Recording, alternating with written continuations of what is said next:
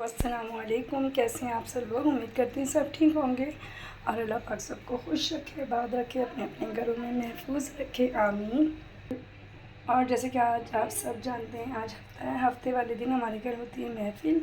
और आज मैं बीफ की बना रही हूँ कौरमा, बीफ का बना रही हूँ कौरमा। और यहाँ पे मैंने लिया है 3.5 किलो के करीब कौरमा है। और यहाँ पे लिया मैंने तकरीबन ये 1 किलो या 1.25 किलो समझ लो, 1.25 किलो के करीब मैंने प्याज लिए, उसे मैंने बारीक बारीक कटिंग कर लिया। और ये कौरमे के लिए हैं मैंने 3 अदद शाशे लिए हैं ये कौरमे के। और यहाँ पे लिया लहसुन अदरक का पेस्ट लिया है। और इसके साथ ही मैंने यहाँ पे लिए हैं ये 2 चम्मच भर के मिर्ची लिए हैं, 3 चम्मच पिसा हुआ साबुत धनिया लिया है। साबुत धनिया पिसा हुआ, साबुत धनिया जो था वो घर में मैंने ब्लेंडर करके फिर डाला है। ये 3 चम्मच के करीब मैंने पिसा हुआ धनिया डाला है। और आधी चम्मच हल्दी है, थोड़ा सा नमक है। और यहाँ पे लिए हैं मैंने गरम मसाले। सवेरा बेटा चाय बना दो, ठीक है, 1 कप। और यहाँ पे मैंने गरम मसाले लिए हैं। गरम मसाले में थोड़ी सी लिए मैंने काली मिर्च, थोड़ी लिए लौंग, 3 से 4 लौंग लिए हैं, 3 बड़ी इलायची ली हैं। और साथ में मैंने लिए दालचीनी और गरम मसाले के पत्ते जो थे ना, वो चूरा था वो लिया है। जायफल जवेत्री है, यहाँ पे ये देखेंगे जवेत्री और ये जायफल है। और यहाँ लिया है थोड़ा सा मैंने 1 चम्मच के करीब ज़ीरा। और इसमें हमने वो भी डालनी थी छोटी इलायची, वो मेरे पास नहीं है तो मैंने कहा चलो कोई बात नहीं, कौरमे पैकेट में भी होती है छोटी इलायची। और यहाँ मैंने ले लिया है ये पतीला बड़ा है। और इसमें मैंने डाल देना है तकरीबन 3 पाव के करीब ऑयल डाल देना है मैंने इसमें, क्योंकि 3.5 किलो के करीब गोश्त है और 3 पाव के करीब जो है मैंने इसमें ऑयल डाल दिया है। और वैसे भी बड़े के गोश्त में ख़ुद इतनी चिकनाई होती है तो उसमें इतना ही मेरे ख्याल से काफ़ी रहेगा। और यहाँ पे मैंने लिए हैं ये प्याज, ये देखें ये 3 पाव के करीब ये प्याज हैं, ये सारी मैं इसमें डाल लूँगी और एक साथ ना इकट्ठी ही ब्राउन कर लूँगी। बहुत से लोग तो हाफ हाफ करके करते हैं, ऐसे भी ठीक है, लेकिन मैं इसको ना इकट्ठी कर लूँगी। और यहाँ पे ये मैंने सारी प्याज इसमें डाल दी और इसको हम अच्छे से जो है ना हल्की आंच पे कर देंगे ब्राउन।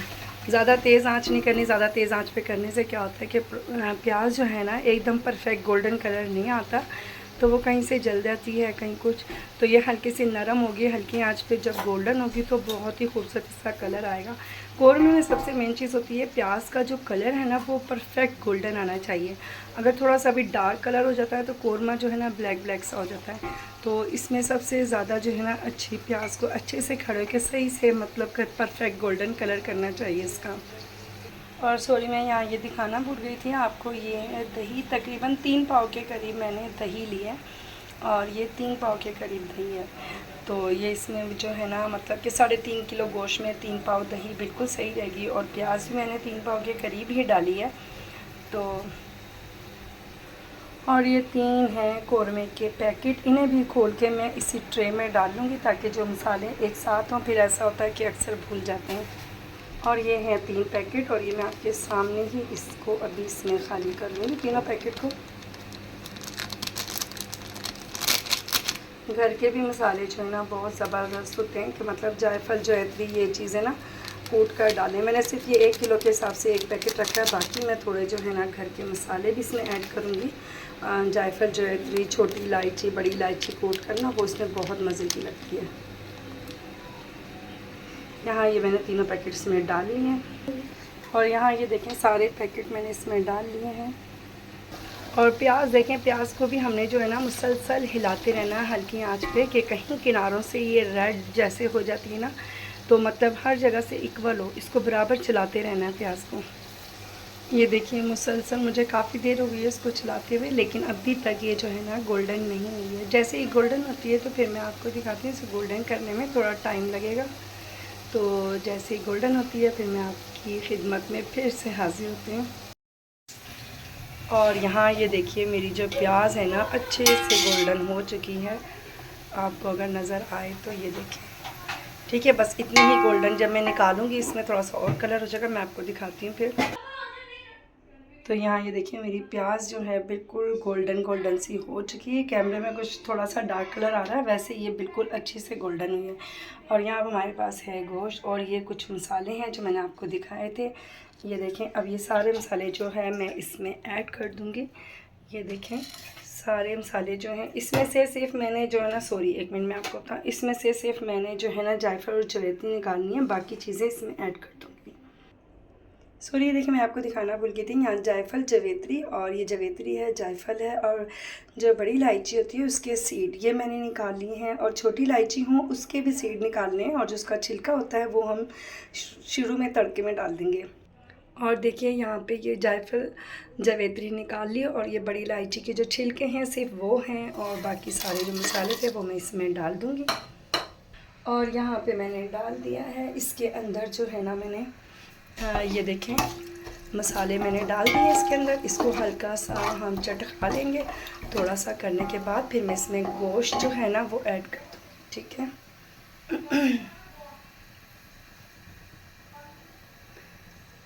अब ये देखें हो गई, मैं चम्मच के ऊपर ऐसे गोश्त डालूँगी ताकि जो है ना मुझे छींटे ना लगें। यहाँ पे मैं इसमें गोश्त ऐड कर दूँगी, जितना है ये सारा गोश्त।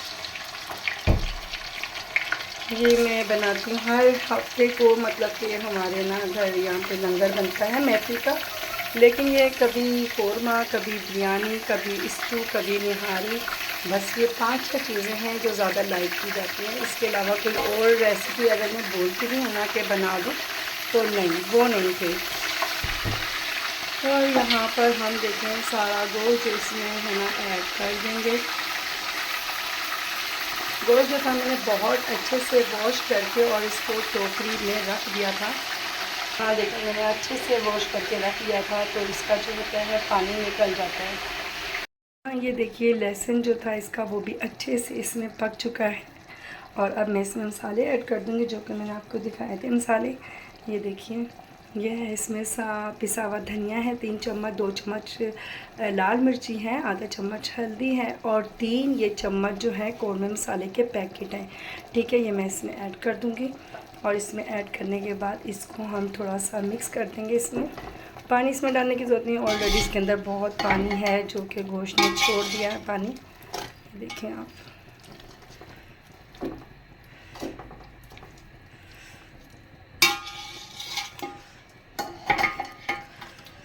इसको चलाना, एक हाथ से वीडियो बनाना और एक हाथ से इसको गोश्त को हिलाना बहुत मुश्किल होता है। यहाँ पर देखें मैंने इसको अच्छे से मिक्स कर लिया है। मिक्स करने के बाद बस थोड़ा सा ये मसाले जो है ना, मतलब इनका कलर आ जाए अच्छे से, फिर मैं दही डाल के इसको प्रेशर लगा दूँगी थोड़ी देर के लिए। और यहाँ ये दही है, दही को मैं बहुत अच्छे से मिक्स कर लेती हूँ। ये तकरीबन 3 पाव के करीब मैंने दही ली है, इसको मैं सही से मिक्स कर लेती हूँ, कोई लम्स ना रहे इसके अंदर। और मेरी आवाज़ अक्सर लोग कहते हैं कि कम आ रही है, शाज़ी आपकी आवाज़ कम आती है वीडियो में। मैं क्या करूँ, मैं ज़्यादा लाउडली बोलती हूँ तो मेरे गले में दर्द होने लग जाती है, उससे फिर मुझे खांसी स्टार्ट हो जाती है। तो कोशिश करती हूँ कि सही हो आवाज़, लेकिन फिर भी चलनी चाहिए। देखें ये दही मैंने अच्छे से मिक्स कर लिया, और ये जायफल जवेत्री जो है ये मैं लास्ट में डालूँगी दम पर, और ये प्याज भी हम जब कौरमा अच्छे से रेडी हो जाएगा उस दौरान डालेंगे। ये देखें अब थोड़ा सा इसका कलर आप देखें, दिख रहा है कलर इसका, बहुत अच्छी गोल्डन हुई है प्याज। और सॉरी यहाँ मैंने दही डाली है, दही डाल कर जो मैंने दिखाई थी, लेकिन मेरी वीडियो जो है ना ऑन नहीं है, मैं समझी मेरी वीडियो ऑन हो गई है। और ये हमने दही डाली, दही मैंने बहुत अच्छे से फेंट ली थी और सारी दही इसमें डाल दी है। दही जब हमने डालनी है तो हमने याद रखना है कि आंच बिल्कुल हल्की हो, और मसाले में बहुत ज़्यादा मतलब ना कि बहुत ज़्यादा गर्म ना हो, जैसे तेज़ आंच पे मसाले गर्म हो जाते हैं ना, उससे क्या होता है कि दही हमारी फट जाती है और दही के लम्स से बन जाते हैं, जो कि कौरमे में बिल्कुल अच्छे नहीं लगते। अब ये आप मेरी दही देखें, ये देखें बिल्कुल मतलब कि सही है। मैंने फेंट के हल्की आंच पे डाली है, और हल्की आंच पे डालते जाएं, हिलाते जाएं, तो उससे जो होता है दही के लम्स नहीं बनते। और यहाँ पे बस मेरा 1-2-3 मिनट ये उबाल आए इसमें, तो उसके बाद मैं इसको प्रेशर कर दूँगी। प्रेशर लगाने के बाद हमारा जो कौरमा है जब हम ओपन करेंगे तकरीबन रेडी होगा। फिर सिर्फ हमने प्याज ऐड करना है इसमें। ये देखिए हाँ, ये बिल्कुल हमारा जो है ना मतलब कि गोश्त रेडी हो चुका है। और मिर्चें मैंने कोशिश करी हैं कि कम हो, तेज़ हो जाए तो कोई पता नहीं, कोशिश तो यही की है कि कम हो। मेरे हस्बैंड जो कहते हैं ना कि मिर्चें शाजी हल्की रखा करें। ऑलमोस्ट जितने भी इनके फ्रेंड हैं सब लाइट जो है ना लाइट मसाले खाते हैं, ज़्यादा तेज़ मसाले नहीं खाते। तो महफ़िल है, जब महफ़िल में जो गेस्ट आए उनके मतलब का खाना ना हो तो फिर मज़ा ही नहीं। तो इसलिए हम जो है ना ज़्यादातर ये कहते हैं जो हमारे गेस्ट आते हैं उनके मुताबिक जो है ना लाइट मिर्च का सालन हो। अब मैं इसको बस इसी स्टेज पे मैं इसको बस अब ये एक उबाल आ जाए मैं इसको प्रेशर लगा दूँगी। प्रेशर लगा के फिर प्रेशर खोलने के बाद मैं आपको दिखाऊँगी कि इसकी कंडीशन क्या है। ओके, ताकि हमारा गोश्त अच्छे से गल जाए। अगर गोश्त अच्छे से नहीं गलेगा तो कौरमे में टेस्ट नहीं आएगा। कोशिश करें कि गोश्त जो है परफेक्ट गलना चाहिए, ना बहुत ज़्यादा हलवा ना बहुत थोड़ा सा सख्त भी नहीं रहना चाहिए, उससे कौरमे में जो है इसका जायका नहीं आता। फिर तो मैं यहाँ प्रेशर लगाऊँगी, फिर आपसे मिलते हैं। और यहाँ देखिए मैंने प्रेशर में डाल दिया है। मैं खुले बर्तन में इसलिए बना रही थी ताकि आप लोगों को सही से नज़र आए, प्रेशर में जो है ना सही नज़र नहीं आता। और यहाँ मैं इसे प्रेशर लगा दूँगी तकरीबन इसको 10 मिनट बाद। प्रेशर लगाने के बाद फिर मैं आपको खोल कर दिखाऊँगी इसे। और यहाँ जो है मेरी प्याज थी इसको मैं कर लूँगी ब्लेंडर। और प्रेशर मेरा खुल गया, मैं अभी आपको दिखाती हूँ। प्याज में सारी इसमें ऐड कर लूँगी, ऐड करके थोड़ा सा पानी डाल के हम इसको ब्लेंड कर लेंगे। वो क्या होता है कि जब हम ब्लेंड करते हैं ना तो ग्रेवी बहुत अच्छी बनती है। मतलब महफिल में इतने लोग होते हैं, ऐसा ना हो कि ग्रेवी जो है ना कम पड़ जाए, तो उसको हम ब्लेंड करके डालेंगे तो वो बहुत अच्छी रहेगी। अभी मैं इसको ब्लेंड करती हूँ तो फिर मैं आपको दिखाती हूँ। और यहाँ ये देखिए मैंने प्याज जो है ना वो पानी डाल के अच्छा सा इसको ब्लेंड कर लिए। अच्छा सा मतलब कि पेस्ट बन गया है। इससे क्या होता है कि ग्रेवी बहुत अच्छी बन जाती है। और ये नहीं कि कौरमा दानेदार नहीं बनता, कौरमा भी बड़ा टेस्टी बनता है। अब यहाँ पे मैं आपको दिखाती हूँ। ये देखिए हमारा जो कौरमा है ना वो गोश्त जो है बहुत अच्छे से गल गया है। ये देखें अब ये गल चुका है। और अब इसमें जो है मैंने प्याज जो ब्लेंड किए हैं वो मैं इसमें ग्रेवी डाल दूँगी और इसको हम 6 से 7 मिनट और पका लेंगे।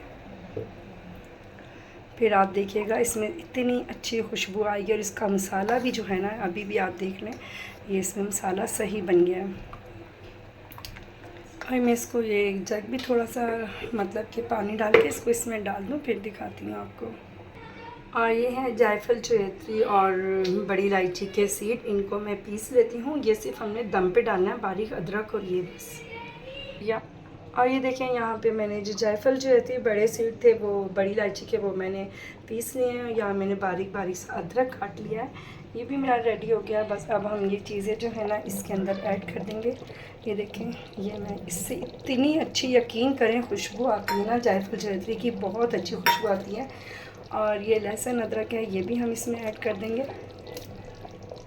ठीक है, ये भी मैं इसमें डाल दूँगी लहसुन अदरक। और सॉरी लहसुन अदरक नहीं, खाली अदरक बारीक कटा हुआ ना कौरमे के ऊपर डाल देती हूँ ये। और अब मैं आपको दिखाती हूँ। ये देखें अब ये हमारा जो कौरमा है बिल्कुल रेडी हो चुका है, आप ये देख सकते हैं। ये देखें ये थोड़ा सा ना मतलब कि इस तरह करवाते हैं कि नान वगैरह जो होते हैं ना उससे खाने में सही रहता है। बिल्कुल जो ड्राई होता है ना वो मतलब सही नहीं रहता नान के साथ। तो नान के साथ जो है ना इस तरह थोड़ा सा थिक सा होता है ना, ऐसे अच्छा लगता है। अभी मैं एक प्लेट में आपको सर्व करके फिर दिखाती हूँ, फिर आप देखिएगा ये। और ये देखिए यहाँ पे जो है हमारा कौरमा रेडी हो चुका है। ये देखिए माशाल्लाह बहुत ही अच्छी खुशबू आ रही है। खाना जो है कंप्लीट हो चुका है। अब तकरीबन थोड़ी देर बाद खाना जो है जाएगा महफिल में सारा। और ये मैं आपको ही दिखाती हूँ। ये मैंने यहाँ से ये भी बंद कर दी है, इसके नीचे आँच बस अभी बंद की है मैंने ये। और ये बिल्कुल कंप्लीट हो गया, रेडी हो चुका है। ये देखिए